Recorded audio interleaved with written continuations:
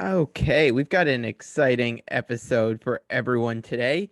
You know him from the Hartford Courant. He's covered everything. In August, he's coming up on 40 years in Connecticut sports, which is a huge accomplishment. Dom, welcome to the podcast and congrats on 40 years. Yeah, thanks a lot, Jared. August of 1982, I walked into a 100-year-old school building in the center of Guilford where the Shoreline newspapers were put out, and a crusty old sports editor named Hal Levy, God rest his soul, gave me the local fishing advisory and said, "Here, translate this into English." And that's how I started as an intern, paid intern with the Shoreline newspapers, and never done it, never earned a paycheck doing anything else since. Wow, yeah, no, that's awesome. Do you remember what the first story you covered was at that paper? It was a high school football game. I believe it was Guilford against Foreign or Law in Milford. All right. So high And I school. screwed it up royally, and the editor let me know what I needed to do. And so, yeah, I think that would probably be that. I believe that was the first one. All right. Looking back when you started then covering that high school football game to how things have changed over the past 40 years, what's been the biggest difference or two you've seen in the Well, in the job since you started there? well, of course, like everything else, the internet and social media completely changed. It changed our relevance. I mean, we're still relevant, but in different ways. And it really changed the tenor of what we do. When I think someone asked on Twitter, the most surprising development or change since Yeah. in sports writing. And when I first started in sports writing, the image of sports writers was that we were kind of mean and ornery and cynical, and that we were too tough on the people that we covered. And that was kind of, I kind of got into it with that attitude that you have to be really tough and all of that. And over time, especially with the internet, sports writers today are looked at as being too nice and too soft on people that we cover. That the fans, the readers, the people out there that we didn't Yeah. hear from before. When I was covering the Yankees for the Current, I was often criticized for being anti-Yankee. People thought I was a Red Sox fan, even though I'm kind of the furthest thing from that. And were always giving me a hard time for being too tough on them. And I think if I covered them today, I would be getting called a homer and in Brian Cashman's pocket and all of those. And I know that because a lot of the same people that cover the team get that today. And it's really wild that just like the fans have kind of flanked this on that side, at least the Yeah. ones that we hear from. Yeah, which I'm sure now is plenty. Yeah. Yeah. When I'm so curious to dive into your time with the Yankees, and we'll get into you kind of all that other fun stuff in a bit. But Yankees, I'm a big Yankees fan. It was the first team I really connected with. What was it like for you walking into that press box at Yankee Stadium for the first time that you got to go and cover a game? Yeah, it's funny. When I used to go to games with my father as a young kid, probably going back as far as 1972, I can remember looking at the press box from the grandstand or wherever we were sitting and looking at and saying, those guys actually work here. They actually come here every day. And I said, well, that'd be the greatest job in the world. And, many, many years later, in my mid 30s, I got the opportunity to do that. And it was something else. In fact, when I was with the Shoreline newspapers in 1984, I went to Yankee Stadium for the first time to do a story on Brian Dayette, who was a Yankees outfielder from Deep River, Connecticut. And that was my first time there. And I was just, I was fearless. I didn't realize you weren't supposed to bother players at certain times. So I was asking every player, every major Yankee star of 1984 about Brian Dayette, this guy who just had come up. And I remember, I was actually, I was with Joe D'Ambrosio was with us because he was with WLIS in Old Saybrook. Yeah. He was kind of, and Hal Levy was there, a couple others. And I remember going up to Dave Winfield and asking him about Brian Dayette. I told him I was from his hometown. And Winfield said, "You're from Deep River?" I said, yeah. He goes, "Those guys there you're with, they're all from Deep River?" I said, "Well, yeah, we're all from the same place." He goes, "Well, who's left in Deep River if you guys are all here?" So yeah, it was a tremendous fun. Yankee Stadium, Shea Stadium, were places that they had the same people at the same posts for years, Yeah. 50, 100 years. And every time that you went in, so when you went in, if you weren't a regular, they acted like you were invisible. Like, what are you doing here? Why are you here? They're grabbing your press pass. Who are you? How did you get this?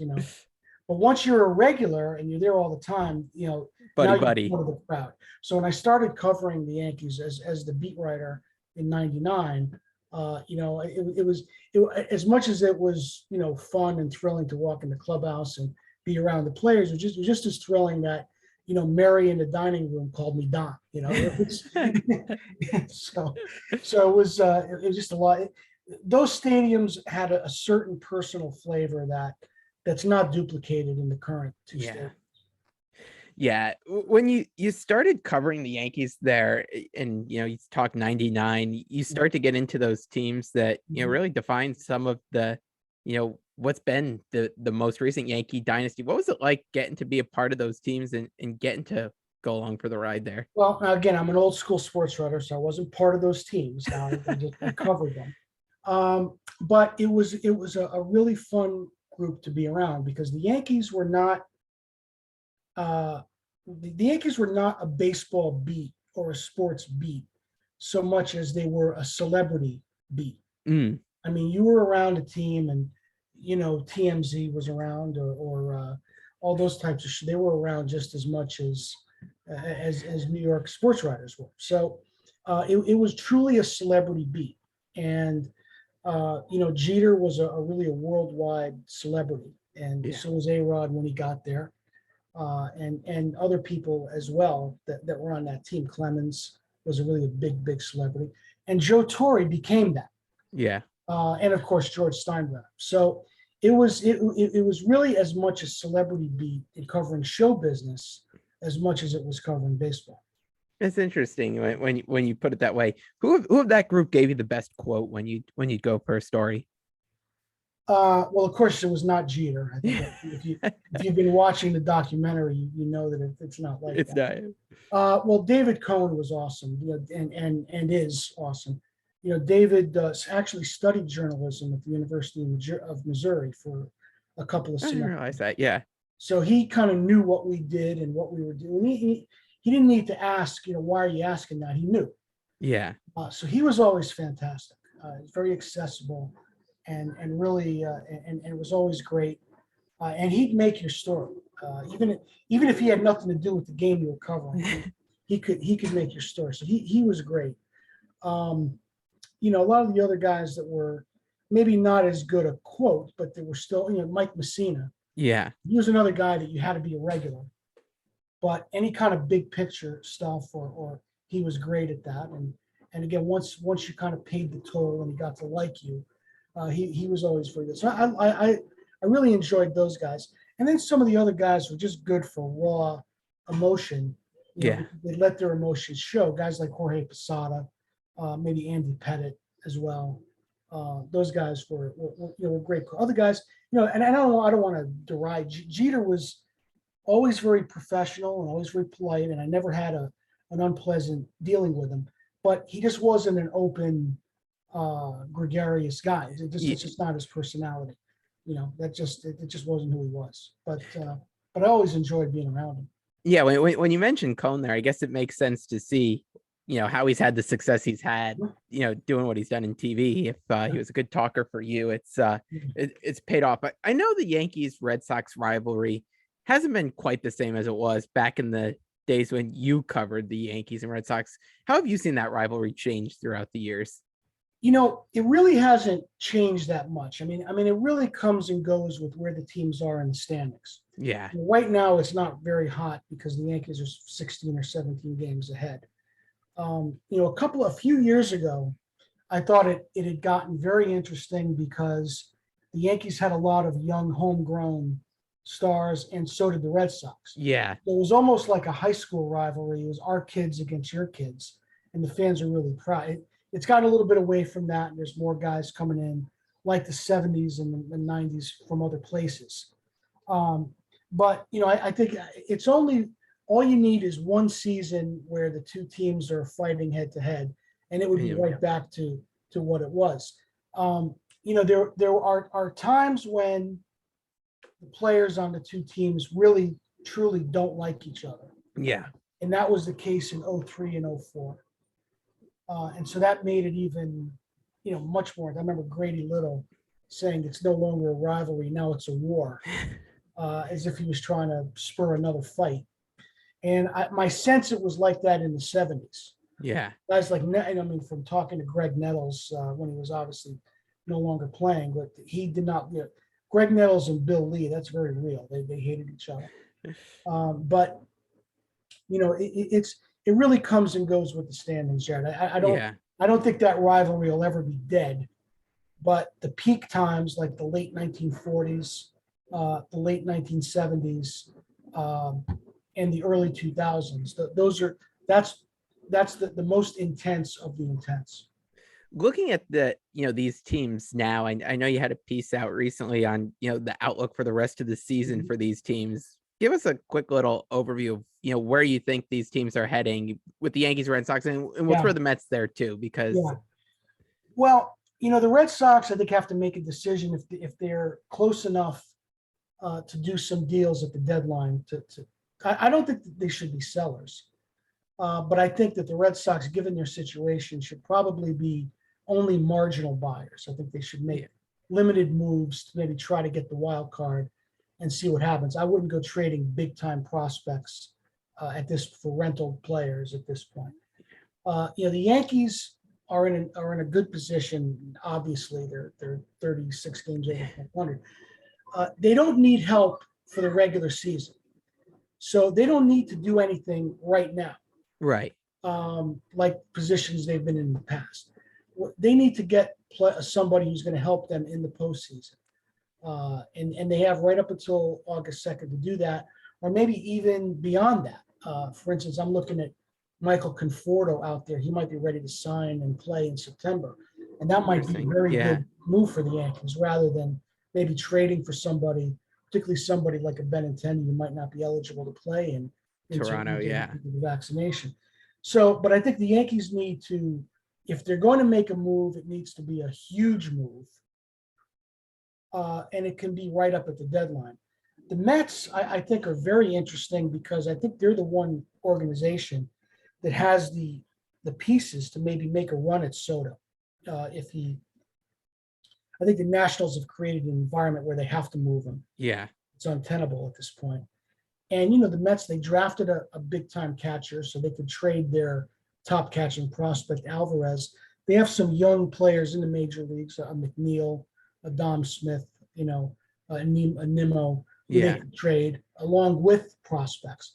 So I could see the Mets making a big move for Soto. If not, a move to bolster their bullpen, David Robertson's talked about a lot, would be pretty good for him. But, I like the Mets' chances if it's a big if they can get DeGrom back.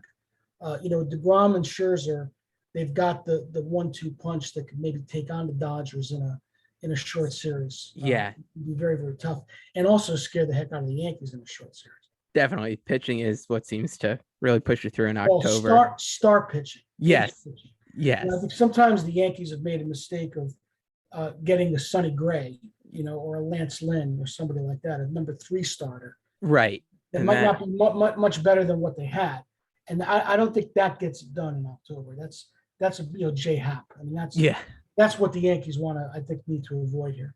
No, I think that's a really interesting point there. I know we'll move on from baseball here and talk about the beat you'd been on most recently in terms of UConn. What was the first time on the beat like for you? Maybe your first interaction with Jim Calhoun and what that was like. Well, I'll tell you a story. This story is going to sound like total baloney, but I swear to God, it's true.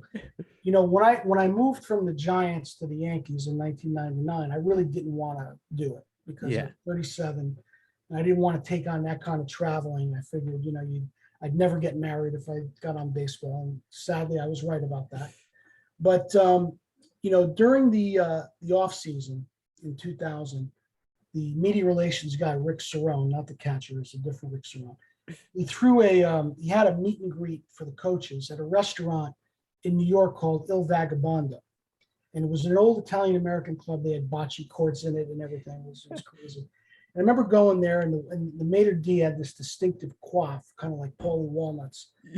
We went in, and that's where I met Lee Mazzilli the first time, Willie Randolph, Tyler Kepner, a lot of the writers that I became very close friends with, Sweeney Murdy. And I remember thinking, you know what, this is going to work out. I'm going to like this. I'm comfortable at it. And so I covered the Yankees for 10, 11 years, and it was great. And for whatever reason, I never went back to that restaurant. Never had a reason to go back. Well, then I get the call on a vacation in July. We need you to cover UConn men's basketball. And I had not been paying attention to UConn men for many years. I was immersed in the Yankees and the Giants. Yeah. And I really, so I knew a lot. I knew UConn from the 80s and the early 90s, but I had not been paying any attention. I didn't know the key dates you had to know. I didn't know what any of the watch lists meant or Team USA. And of course, I was worried about Calhoun because, I did not want to be on YouTube getting reamed out. And first of all, Jim was mad at the Courant for some reason at that time.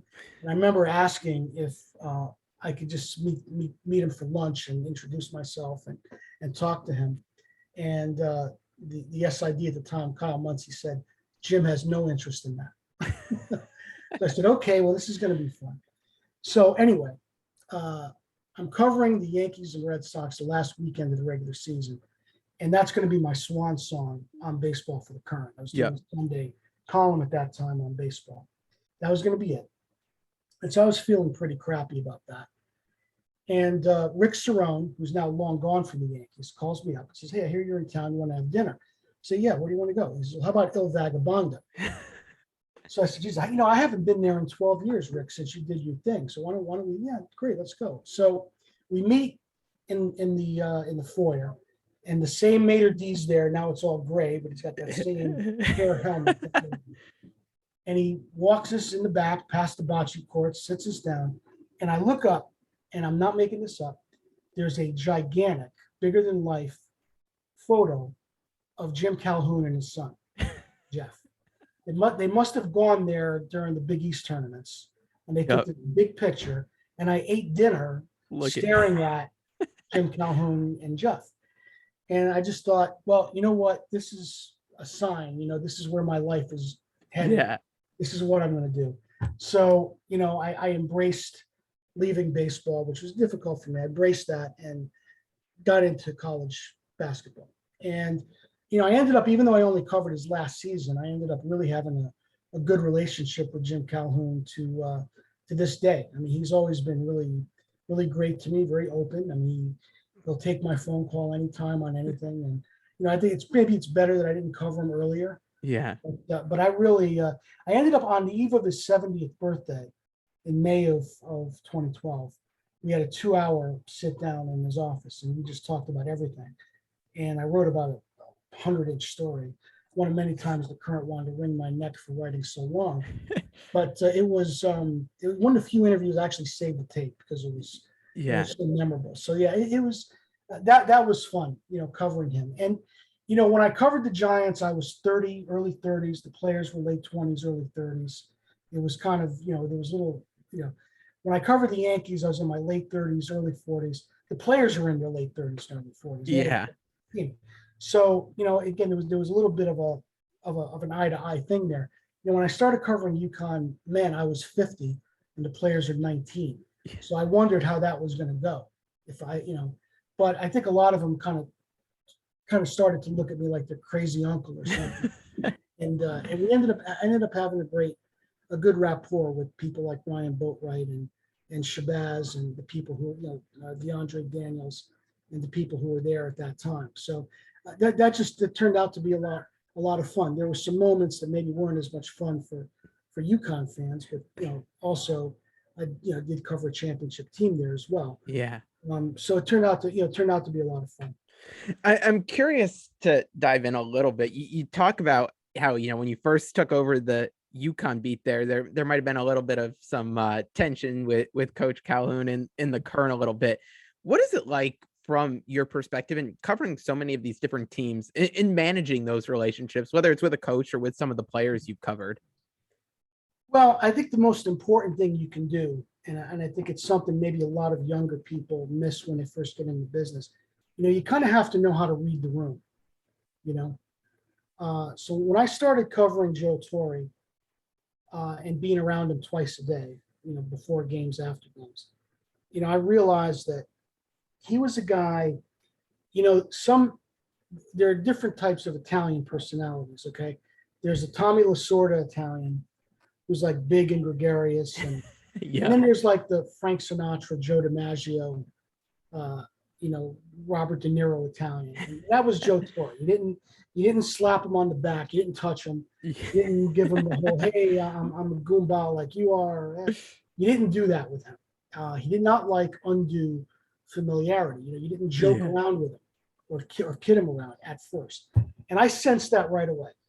So it was a couple of weeks, couple of months even, before I even tried to approach him and one-on-one and started asking questions. I didn't come on too strong. And the result was that, when he was ready to let me in, he did. And we ended up having a great relationship. So you have to kind of read the room. And, I just sensed early on with Jim that he could take criticism if it was fair. If it was unfair or he felt it was personal, it was going to be a problem. And I also felt with him too that similarly, you had to wait for him. He had to get to know you and get to trust you. But once he did, it was, so again, I didn't come on too strong with him. Yeah. And within a short time, we developed a really good relationship. So that experience with the Yankees really helped me there.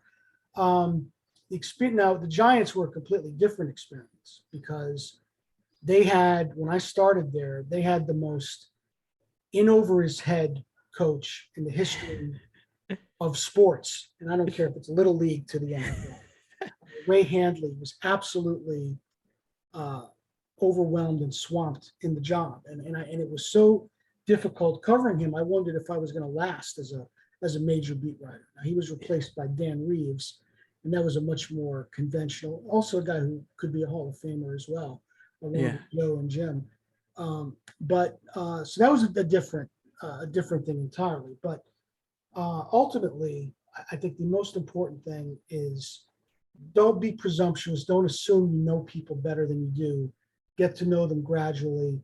Let them get to trust you and let you in, and then you're going to have a good relationship. People who came on strong right from the beginning. Didn't cut it with Dan Reeves. Didn't cut it with Joe Torre. Didn't cut it with Jim Calhoun, and don't cut it with Dan Hurley either. Yeah, and I'm curious, what was it like? Especially with Dan Hurley being a guy who really has no connections to UConn previously or being here. At least with Kevin Ollie, there was the familiarity of him having been a player. He was on the coaching staff. What was it like starting basically a brand new relationship, with the head coach? Well, it was a little bit different there because, I was kind of established now as the beat writer. So I was there 6-7 years. I wasn't going anywhere. He was new. There was a little bit of an aloofness there again until it's the same principle applies. I moved in gradually, didn't act like, hey, I'm the big guy in town and are we going to get along or not? I kind of did it slowly and got to know him on his timetable and his terms. And, it's reached a point where, I could generally approach him and talk to him and maybe kid him around a little bit and have a good relationship with him. But again, it always comes down to the same thing. When you're covering, famous people, they have a lot of people in their lives and a lot of people come after them. And so you can't take it personally when they put up a wall there. You can't take that personally. They have to do that with the number of people that they deal with, and when they're ready to let their guard down, that's when it's your time to get to know them and start to build a relationship with them. I know when I threw out the idea for some questions for this, obviously a big one that came in is kind of to get your thoughts since you've been here. You covered the start of the Dan Hurley era. You're still doing columns on it. Yeah. How have you found that the Hurley era has been so far? And what are you looking for to see for this team to take those next steps? Well, I think that at this point the last game that they played Yeah. was a setback. Yeah. I think that was really the first game I would look at and say this was a setback. They needed to win this game. They needed to advance further. I think if you recognize where they were when he came in and what he's built or rebuilt in a short time, and let's not forget, if not for the pandemic, they might have made the tournament the second year. They might be working on 3 in a row in the tournament. So he's gotten them back in the tournament. He's gotten them back on the map. They're back in the national conversation. The move to the Big East helped that, even though he was on his way to doing that in the American, but the move to the Big East helped that. He was fortunate there. I think that he's done everything that you could have asked from where he started up until the New Mexico State game. Now, the next step to get from here to the top is much different. It's much harder. If you remember Jim Calhoun, there were 9 years between the dream season and that final breakthrough in the Final Four. A lot of frustrating losses in the NCAA tournament for UConn in the 90s, although not in the first round and not to lower seeds. Yeah. But still a lot of frustrating losses there. So this next step to get from respectable to the top is going to be a long, hard step to take. And, sure. And he's never done it before. He wasn't at Rhode Island long enough to do it. He wasn't, you're not going to do that at Wagner. Right. So it's a first for him too. And I think how he handles the setbacks is going to be the key. Does he come back this year or does he let those, if when he has those setbacks, and he's going to have them every year in the tournament. Some years they're going to be in the first round, some years Sweet 16, etc. Does he capitalize on that, on the recruiting, come back, and eventually break the door down?